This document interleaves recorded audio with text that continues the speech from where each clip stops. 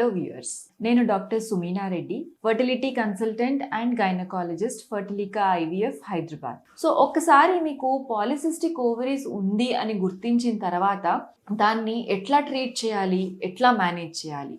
మెడిసిన్స్తో పాటు కొన్నిసార్లు surgical options ఏమైనా ఉన్నాయా అని కూడా అడుగుతారు. సర్జికల్ ఆప్షన్స్ అంటే లాప్రోస్కోపిక్ ఓవేరియన్ డ్రిల్లింగ్ లాంటి ప్రొసీజర్స్ ప్రతి ఒక్కరికి అడ్వైస్ చేయము. ఎందుకంటే సర్జరీ చేసినా అది మీ పాలిసిస్టిక్ ఓవరీస్ని పర్మనెంట్గా క్యూర్ చేయదు. అది టెంపరీ, ఫర్ టైం బీయింగ్ కొంచెం కంట్రోల్లోకి తెస్తుంది.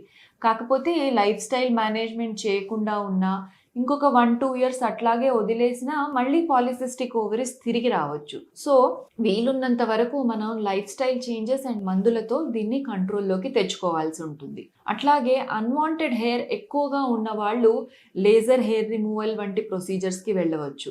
అండ్ మార్బిడ్ ఒబెసిటీ అంటే బరువు మరీ ఎక్కువగా ఉన్నవాళ్ళు, మీ బిఎంఐ 30-35 కంటే 35-40 కంటే ఎక్కువ ఉన్న వాళ్ళు బేరియాట్రిక్ సర్జరీ లాంటివి కూడా కన్సిడర్ చేయవచ్చు. కాకపోతే ఇవన్నీ ఒక మంచి డాక్టర్ నిర్దేశనలో చేయవలసిన ట్రీట్మెంట్స్. అండ్ పాలిసిస్టిక్ ఓవరీస్ ఒకవేళ ట్రీట్ చేయకుండా లాంగ్ టర్మ్లో అట్లాగే వదిలేస్తే ఎటువంటి సైడ్ ఎఫెక్ట్స్ వస్తాయని కూడా చాలామంది అడుగుతూ ఉంటారు. సో పాలిసిస్టిక్ ఓవరీస్లో ఉండే ఇన్సులిన్ రెసిస్టెన్స్ అంటే బాడీ ఇన్సులిన్కి రెస్పాండ్ కాకుండా ఉండడము, బాడీలో ఎక్కువ షుగర్ బ్లడ్లో ఉండడం వల్ల లాంగ్ టర్మ్లో అంటే 35-40 ఇయర్స్ ఏజ్ వచ్చేసరికి వీళ్లకు డయాబెటీస్ రావచ్చు. అట్లాగే పాలిసిస్టిక్ ఓవరీస్ ఉండే వాళ్ళలో cardiac diseases and fatty liver వంటివి కూడా కామన్గా చూస్తూ ఉంటాము. ఎక్కువ రోజులు పీరియడ్ రాకుండా ప్రొలాంగ్డ్ అమెనోరియా ఉన్న వాళ్ళలో ఎండోమెట్రియల్ హైపర్ప్లేసియా అంటే గర్భసంచి లోపలి పొర మందమయ్యి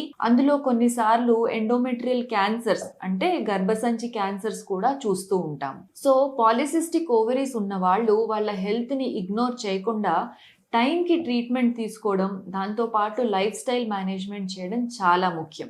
నేను డాక్టర్ సుమీనా రెడ్డి. ఇవాళ మనం పాలిసిస్టిక్ ఓవరీస్ గురించి తెలుసుకుంటూ ఉన్నాం.